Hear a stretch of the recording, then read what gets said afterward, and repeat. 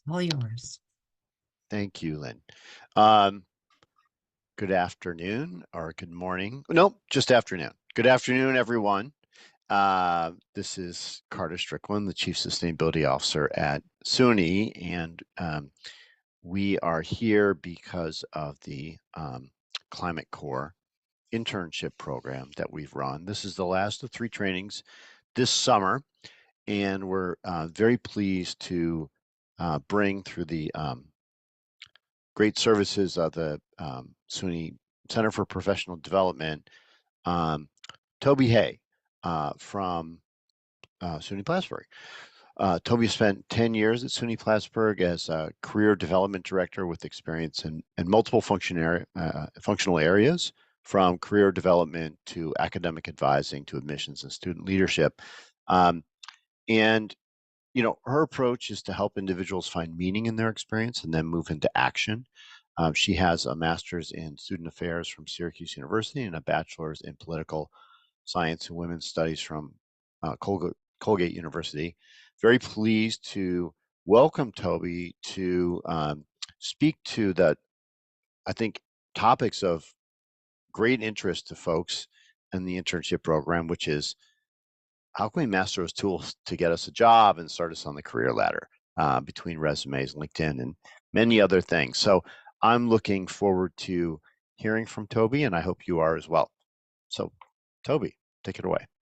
All right, thank you very much. So I have some slides that I'll be showing, primarily about resumes and about LinkedIn. I'll show you lots of examples, but I really want this content to be relevant to everybody who's on the call. So please don't hesitate to put a question in the chat or raise your hand if you're wondering about something related to your particular resume or LinkedIn profile.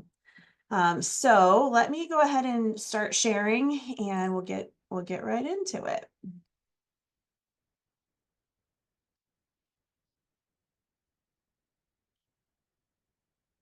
All right. So what I always say about resumes is that there's no one way to do it, and there are decisions that we all have to make along the way regarding our background and what we want to include on the resume. So there are some basic guiding principles, though. So let me share some thoughts about that. All right. So one is that a resume does not need to be one's entire work history. It really should be our highlights, the best thing about our backgrounds, and in particular, how they are related to whatever type of work we're applying for. So you do want to customize them as much as you can. Some decisions to make, and how to best represent your background would be about format, about what categories to include, what to include, but also what not to include is a piece of the decision that you'll make. And I'm going to show you several different formats and examples to highlight that. Bottom line is you want it to be easy to read quickly, and each item should add some value. So that's what I always say when we're trying to figure out whether we should include a particular job or experience that we had. A good way to figure that out is to think, does this particular experience add any value? Does it add content that isn't already on the resume, like about a particular skill set or maybe a particular period of time that you want to cover on that resume? And ultimately, the goal is to get an interview. So you want your resume to compel the reader to want to learn more about you. So it's not to get the job. It's really just to get them to want to learn more about you and to, take their interest to the next level, which should be offering you an interview. So with all of that said, I'm going to get into some more details here. This is a quick checklist. As I said, every resume is different, and there's more than one way to do it, but these are some good guidelines to help us keep it succinct and quick to read for the employers. So for the most part, undergraduates should have one page. You should be able to limit your experience to one page. There are exceptions, but you know, there's a rule out there or a general guide that says 1 page for every 10 years of experience. So it is a challenge for some of us who have a lot of experience, even as undergraduates with a lot of leadership experience, for example. But if you can put it on 1 page, you're really forcing yourself to prioritize just the most relevant information, and you're also demonstrating that you can communicate concisely, which is important. Obviously, it should be grammatically perfect, and no typos. The font should be easy to read. It should be easy to figure out how to get in touch with you. Generally, that will happen by email. So we've gotten away from listing complete mailing addresses on our resume. That's more appropriate for a job application. But your resume, really email, a phone number, and if you have a web presence, like a LinkedIn URL, then I think it makes sense to include that. One thing you'll see on most of the resume samples that I'm going to show you is that the content of one's experience, most of that is bulleted. And the reason for that is when we use bullets and we start each bullet with an action verb, it forces us to be specific about the skill that we were using, about what we accomplished at that position. We no longer need to say, references available upon request. That's an antiquated thing. That's just a given. So don't take up space for that. And really, you just want to make sure that you are using outcomes and quantifying your experiences when possible. So, for example, rather than saying, let's say you are a president or another, executive board position of a club on campus, and you put on an event. It's more impactful to let the reader know what was the size of the event. So rather than saying, planned events each spring, you would say, organized 5 to 7 events for 40 to 50 attendees each spring. So again, you're giving some quantifiable information, but you're also, the reason you want to do that is it just gives some context to the reader. All right, so let me get into the details here on microbiology. This is our first resume that I want to show. So the format of this, you'll see the categories like education and research experience, etc., are on the left. And that works for some. It doesn't work for everyone. It takes up a lot of space in that left-hand margin, but this is how it looks. And if you don't have too much content where you need that space to go from left to right across the page, then this can be a really effective format for you. It's nice and easy to read. This is, I think, the only resume I'll show you today where there are no bullets, but it's still written in a way that starts each sentence fragment with an action verb. So for example, if you look at research experience, the Lake Champlain Research Consortium, that paragraph, completed a, semester-long project, determined, and then, gives the outcome too.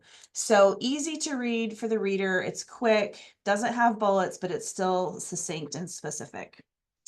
So I wanted to point that out. That's a little different from the rest of the resumes we'll see. But in general, to get back to the beginning, we recommend that you start your resume with education as your first category when you're in school. After you graduate, after you've been out and you've been in your first job for, 6 months, and you're applying 6 months to a year to 3 years, whatever it is, and you're applying for the second job, at that point, your education will probably move down to the bottom of your resume. And employers will want to see experience first. But for now, while you're currently enrolled, whether you're a grad student or an undergrad, we recommend the education go at the top so that readers can see right away what you're studying, where you're studying, and when you're going to be graduating. So if you're currently enrolled, this first example, I actually should have said expected May 2025. So it's always good to have the word expected if you have, if it's in the future, your graduation date. We recommend you put the formal name of your degree. However, I did mention before that you want to customize your resume whenever possible. So when you're looking at a posting, a job posting, and it says they're looking for a Bachelor of Science, then I would spell out Bachelor of Science. If they say in the posting that they're looking for a BS, which is the same thing as a Bachelor of Science, then I would probably put BS on my resume. And the reason for that is because applicant tracking systems are the first readers of most resumes, the ones that you upload to websites to apply for positions. And so they're looking for word matches. So if their position is looking for a BS, they're going to look for the words BS on your resume. Obviously, you only want to list the degree you actually have. So if they're looking for a BA and you have a BS, do not put BA on your resume. I'm just talking about spelling out Bachelor of Arts or Bachelor of Science, depending on how it's listed in the posting. So that is one other thing I wanted to point out on this particular resume. I mentioned earlier that you have decisions to make about categories. So for this person, they have some research experience, a couple of kind of substantial research experiences. So it made sense for them to have education and then research experience is their next category. And then down below, you can see leadership. And then at the bottom, some additional experiences called work experience, where they want people to know that, look, I worked during these summers and here's the type of work that I did, but I don't want to give up much real estate on my resume to those because I really want you to see the details of the research experiences that I did that are related to what I'm applying for. My next example is a little different format. So you can see the categories are not along the left. They're really, they're on the left, but they don't take up that left-hand margin. So this allows more space to go across the page for your content. This one does have bullets. So you'll see under experience that the way we talk about our experience there, maintained, designed, prepared. For the most part, those start with action verbs. And then in the order, almost always we will recommend that your experience go from most recent and you work your way backwards. So we call that reverse chronological order. So you can see that whatever students have done this summer is probably going to be on there, or what they're doing this fall is going to be the first thing, and then they work their way back. Now, there are exceptions. Well, not exceptions, but let's say you have multiple categories. So within those categories, you're still going to go reverse chronological order. So you might have something further down on your resume that was more recent, but it might be in a different category. So that's okay. You just don't want it to be confusing for the reader. The other thing I wanted to mention on this Danae Gerard resume is that there's a line about studying abroad. And I do have one other example in a few minutes I'll show. But yes, if you have studied abroad or you've studied away at another university, then definitely put that on your resume. I think, employers recognize the skills and the soft skills, the emotional intelligence, the resilience it takes to succeed when you're studying in a different country or even on a different campus. So I wanted to point that out. Whoops. I'm going to go back now. I'm going to look at Jasmine Donner. This one, format wise is not very different from Danae Gerard that we just looked at. I did include a LinkedIn URL at the top under contact information. We're going to talk about LinkedIn in a few minutes, but for those of you who haven't already, you can customize your LinkedIn URL so that it doesn't end in a bunch of numbers. So I would recommend you do that, and I can talk more about that in a minute.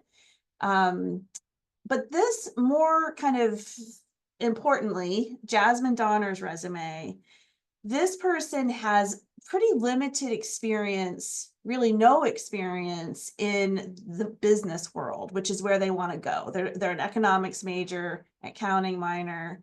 So that's why this resume has more of an academic focus. So for example, we've got education first, and then you'll see that class projects are next. And also there's some courses highlighted underneath the cumulative GPA. It says, whoops, sorry about that. Introduction to econometrics, money and capital markets, etc. The reason for that is because it's the next best thing. If this person doesn't have any business experience yet, the next best thing is to show the employer what they've learned in the classroom. And so I do recommend for this particular candidate that they would list some courses. But I wouldn't list all the courses, and I wouldn't list intro level courses. You really want to stick to the courses that are most related either to the work that you're applying for, or that might be a particularly challenging, electives, because most business majors are taking a pretty similar set of courses those first couple of years, so you're not really going to stand out. But if you list the electives that you've chosen, or if you're in a particular concentration or track, that makes more sense. That's going to add more value to your resume. All right, and then they listed class projects next. So these are some significant projects that they were involved in. The first one as a group leader, the second one as a group member. And again, they list the information with bullets.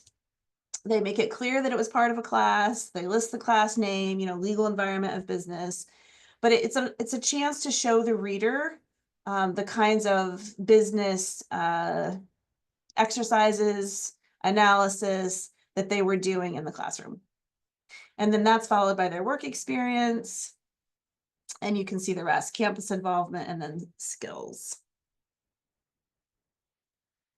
All right, so my next example, Lisa Patel, I wanted to point out really just they only have one large experience section, so they didn't break it up by related experience or research experience. And I think that works for them. If they had any more than the 5 that you see listed there, I would say you want to break it up if you can.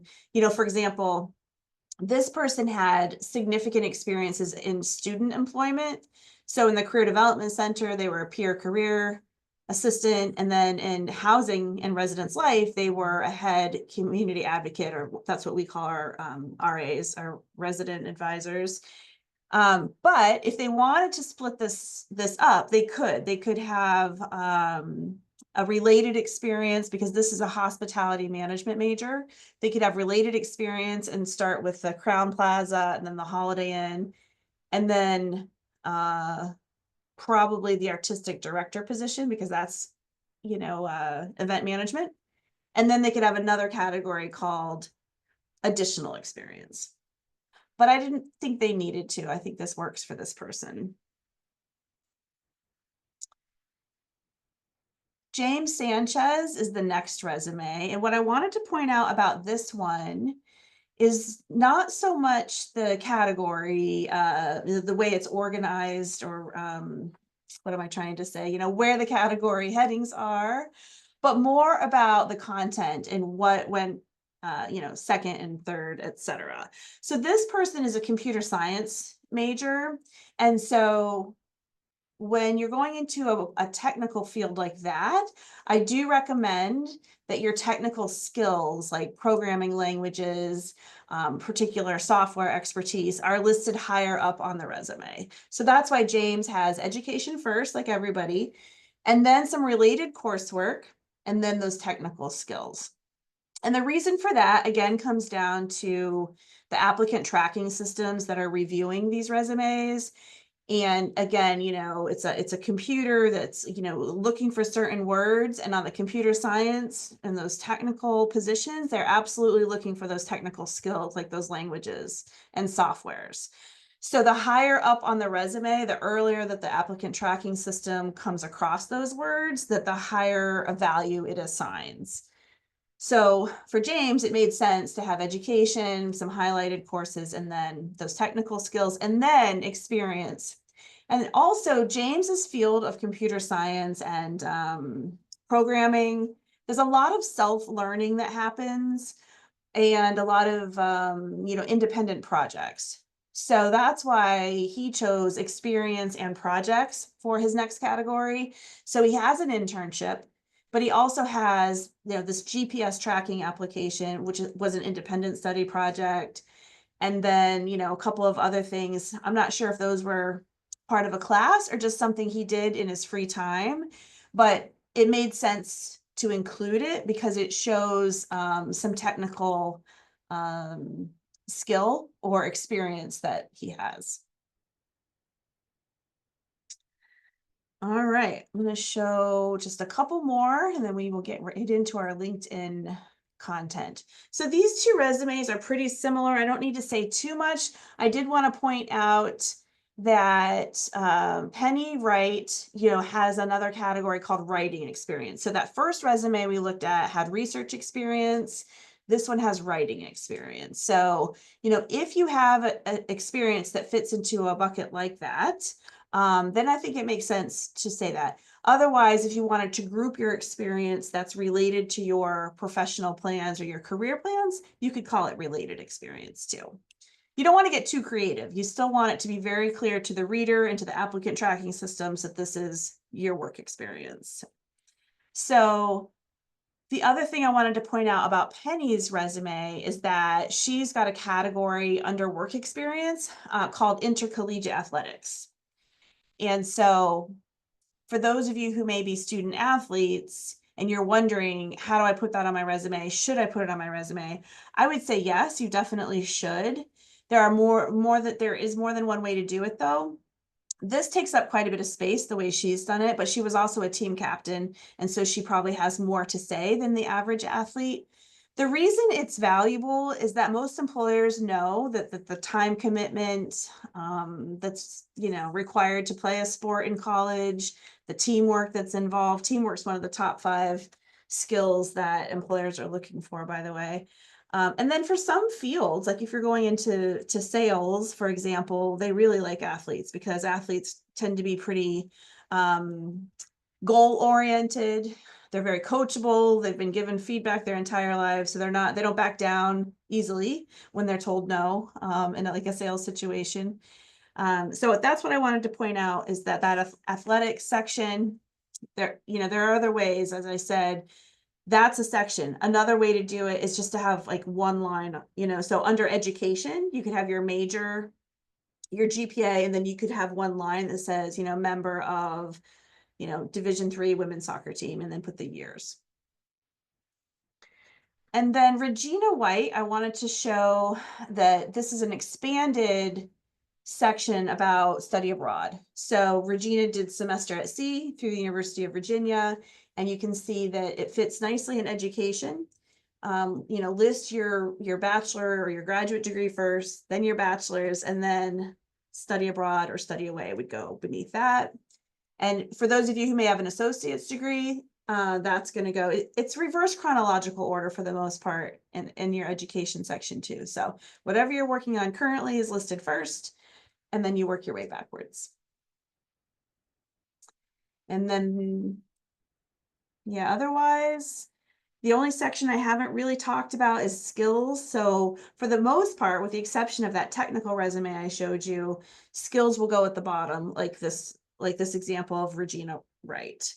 I usually recommend that you put your more advanced skills first and then work your way backwards. And you'll see this person has a social media line for the various platforms that they have experience with, and that's okay. There's an increasingly number of positions out there where they're looking for social media experience, but I've been told by employers that it's even more valuable to work the details into your bullets up above. So for example, she's got TikTok on here as social media. It would be even better for the reader if they could see on the resume, how has she used TikTok to market events or resources or programs or something. But if nothing else, it's better than nothing to have it listed there under special skills. All right, and then the last resume is the funkiest resume, the most alternative, I will say. This one is a little messier in terms of what an applicant tracking system will do with it. So we don't recommend this for everyone because those applicant tracking systems often do not recognize multiple columns like this and different graphic design choices. However, Simone, the name of this person, is a digital media production major and a graphic design minor. And so they wanted to be able to show some of that on their resume. So, still starting with education at the top and then having the categories. It's a little different choice, if you look at the technical skills and the equipment and the languages, by listing them this way, you're really kind of taking a risk, I think, so for, Adobe Photoshop, for example, they gave themselves 5 stars. So that's, 5 out of 5. So that's saying you're really, really good at Adobe Photoshop. On the other hand, if you only give yourself 2 stars, what are you saying? So it's a little bit edgier. It's a little riskier than just listing, Adobe Photoshop and the different programs. But that's a choice that they have made. One thing I like about this resume is up here under the contact information, there's 4 ways listed really easily to maybe see some examples of this person's work and to learn more about them. So that's really useful for an employer. I'm going to move on now to LinkedIn. I want to be mindful of time and getting us done a little bit early today. I don't know if there are any questions, but again, please feel free if you're wondering about anything even particular to your resume. It's a small group, so you can put it in the chat or raise your hand and we will address it. Let me move on to LinkedIn though for now. So these days, it's really advisable to be active on LinkedIn. I often talk about LinkedIn at the same time I'm talking about resumes because so many of our students are actually applying for positions through LinkedIn. And when you do that, the first thing an employer will do is look at your LinkedIn profile. So you want to make sure that it's as solid, as strong as it can be. It's consistent with your resume, and it's projecting what you want it to project. So I have a oh, yeah, let me skip over the cover letters for now. LinkedIn guide. So these are just some best practices, some advice. Hopefully you're all familiar with LinkedIn or have been on it before, so this will all make sense to you. The headshot, is that picture of yourself. It doesn't need to be professionally done. It just needs to look clear, and it should be, mostly a headshot so that we can really see your face, and it really just makes you human to people who are looking at profiles. So if you don't have a photo, you will not get nearly as much traffic on your LinkedIn profile. It just really makes you real. So definitely get one done. A lot of career development centers will do them for you. We do them in our office. But you don't need to have it done that way. You can have a friend take it for you. You could even do your own if you're really good at selfies. You just want to make sure that it's not obviously a selfie. So you don't want to see that, the arm. It's so hard to take a selfie without your arm, your shoulder being up, so that it's obvious. And, make sure you have good lighting and it's, you just look friendly and approachable. So beneath your photo is what we call your headline. So for that, if you don't put anything in there, LinkedIn will automatically pull out what you have in your education section. But I recommend that you have something more specific than just student at SUNY XYZ. So think about some power verbs, maybe your graduation year. You want to share just enough information that it's compelling, that somebody will want to click on your profile to learn more about you. So I did list some examples here.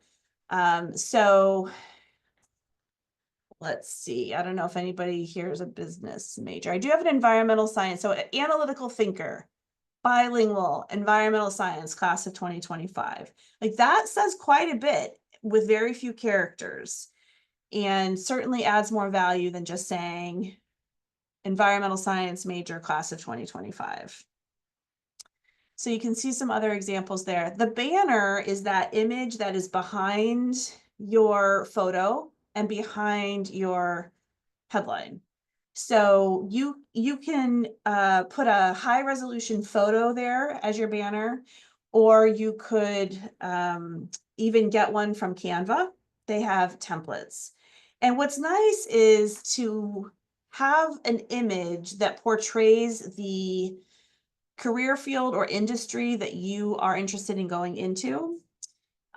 So you can look for that. I do have some examples of LinkedIn profiles that I'll show if we have time, and I'll show you some really effective images that do that really well. I mentioned earlier you can customize your URL. The only way this is a problem is if you have a very common name. So if you have a very common name, you go to customize it, you might not be able to because somebody else may have taken it first. In which case, I think a lot of students will just add a middle initial or something. So you should be able to have your LinkedIn profile end in your name. Most of us can anyway. So when you're in there editing your profile, you'll see in the top right corner an option for customizing your profile or your URL. One thing I always like to suggest with LinkedIn is, yes, it's a branding tool. Yes, it's a tool to use during your job search to apply, but it's also a career exploration tool. So I recommend that you go into your school's alumni page and you look at profiles of students who have graduated before you. And so there's a section on here called viewing others' profiles that talks a little bit about that. The default setting in LinkedIn is that when you go and you click on somebody's profile, they're going to see that you looked at their profile, which is fine. That's the way LinkedIn wants us to, connect more often. And they see that if I see that Carter was looking at my profile, for example, I might say, oh, who's Carter Strickland? And I might click on his profile, and then one of us will hit the connect button. But I like to tell you this because if you're just developing your LinkedIn profile, or you're just not ready to, share your profile with the world yet, you can change this setting. So there are 3 different levels. There's one that's just all in. There's one that takes information from your profile. So for example, if I chose that option, it might call me someone from SUNY Plattsburgh. So if I looked at Carter's profile, it would tell him someone at SUNY Plattsburgh looked at your profile today. Or the third option is anonymous, in which case LinkedIn just aggregates the information, and they would say to Carter, 5 people looked at your profile today. I would just be lumped in with others in a completely anonymous way. So I like to mention that. The other thing to mention about when you're viewing other people's profiles or you want to change your visibility, you go into settings, it's under settings and privacy, and then profile viewing options. You can also control activity broadcast. So let's say you're going in and you're making some edits to your profile regularly, like today, maybe tomorrow, the next day. Turn off your activity broadcast so that your network isn't being told every time you update something. And then you can always turn it back on after you're done. Because you do want those broadcasts to go out when you have something significant you're adding, like you won an award or you graduated. But if you're just going in and updating and adding last summer's job, then I don't think your whole network needs to know that necessarily. All right, so then the other thing about LinkedIn is it's not enough just to be on it and to have a good profile. You want to be actively using it. So as I mentioned, it's a great thing to use for career exploration, to learn about what other people have done who've graduated before you. If you're preparing for job interviews and you want to learn more about a particular company, go in, find an alum from your school who works at that company, send them a connection request, and maybe you can get an informational interview with them. Informational interviews are conversations that students lead and students ask the questions. So you might have an informational interview with me about what it's like to work in career development and what my background is, how did I get into the field, what's a typical week look like for the work that I do, what's it like working at SUNY Plattsburgh, all those things. And so at the end of the conversation, which is pretty short, it's 20 to 25 minutes, you walk away with a lot more insight into whether you'd like that job, whether you'd like that employer, whether it's a fit for you. And then the other thing is, excuse me, I always recommend saying, this has been really helpful. I wonder if there's anyone else that you recommend I speak with. And if the conversation went well, they might very well say, you know what, I do have a couple of other contacts that I think, you'd love to meet. Let me share their information with you, or let me check with them first and I'll let you know. So it really can also help you grow your network. So you can see on this guide, on the slide for connections, I give some examples of what you might say when you're reaching out to someone to request a connection. It's always nice to personalize, or what they call on LinkedIn, send a note when you send that request. So I will tell you though, you can only do that on the desktop version. I know most students are using LinkedIn on their phones. So if you're on your phone, you won't see this option, but on a computer, you will see when you go to connect with someone, it'll say, do you want to add a note? So these are some examples of some notes, some ways you might add a note to make it a more personal request. I'm quite protective about my network, and I always say to students, you should be protective about your network too. So if somebody wants to connect with you, but you don't see a natural reason why, like maybe they don't go to your school, they're not even studying what you're studying, there's no obvious reason why they want to connect, I would just ignore that request. Do not feel obligated to say yes. Do not feel obligated to be polite in that way.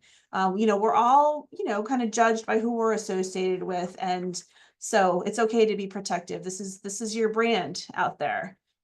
And there are people that are just out there to connect, to sell you things, or to get something from you. It's not really meant, for them, it's not mutually beneficial. So that's why I say just pick and choose carefully.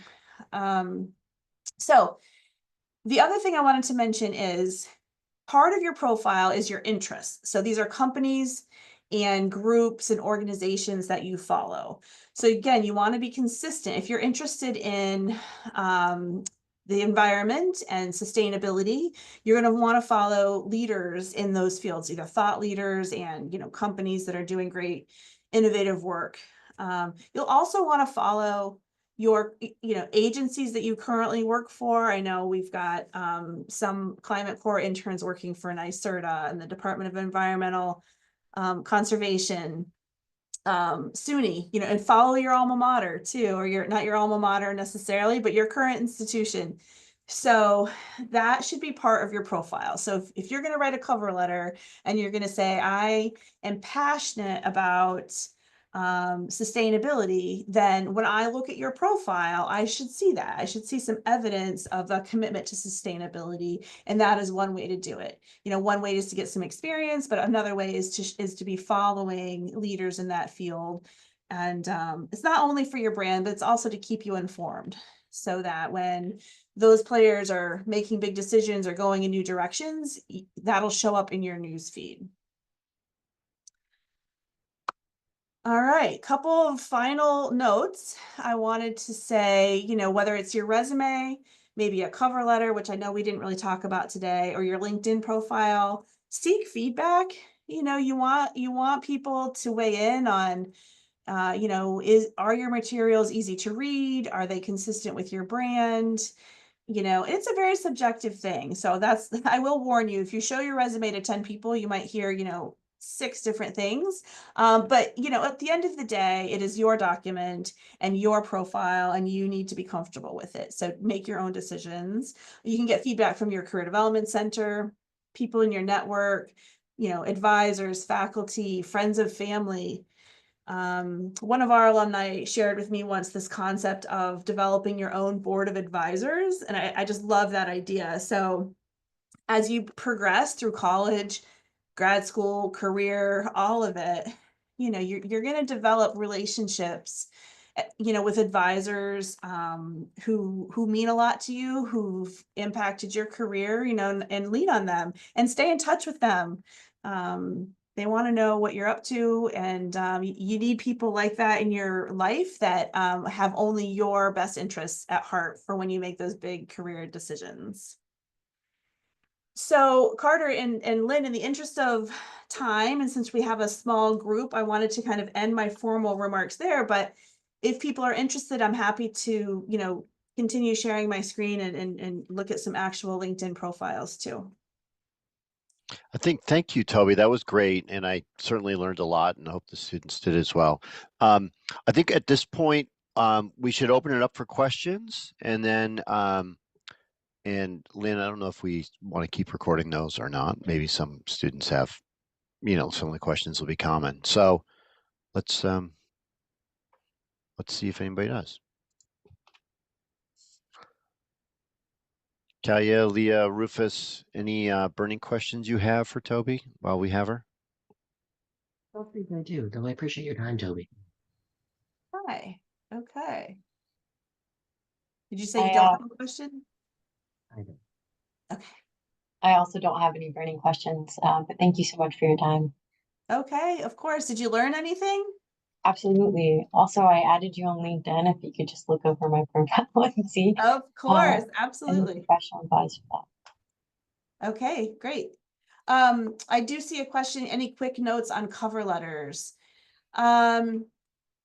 My note is to say, really just to customize it whenever you write one. If you're applying to multiple jobs that are similar to one another, it shouldn't take much time to customize it. But, when you're reading that job posting, highlight what they're looking for and then think to yourself, okay, what do I bring to the table that lines up the best with that? And make sure you're addressing that head on in your cover letter. On a related note, then, I know I've been in a situation where I'm like sending multiple applications to the same company at the same time, or maybe I'm reapplying to a company after a few months. How worried should I be about reusing cover letter language?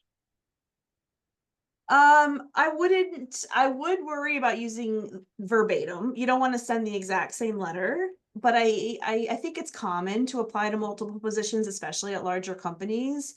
And so just change it up a little bit, say, like if you're applying for multiple positions, you could say, um my primary or my number one interest is in X, but I'm also interested in Y and Z and would love to get the opportunity to learn more about those. If you've already applied, I would just maybe just briefly mention that, so that you're not sending, or you don't even have to mention it, but just change up the letter a little bit so that you don't come across as uninterested, like you don't care quite enough to update that letter. That makes sense. Appreciate it. You're welcome. There are positions out there, especially the more technical positions, that will not require a cover letter. And so what I usually say is if it's your dream job or you really, really want that job, I would take the time to write a cover letter, because worst case is it just won't get read. But best case is it will get read and you're probably going to stand out if it wasn't required. So there's very little downside, other than taking the time to do that. Anything else?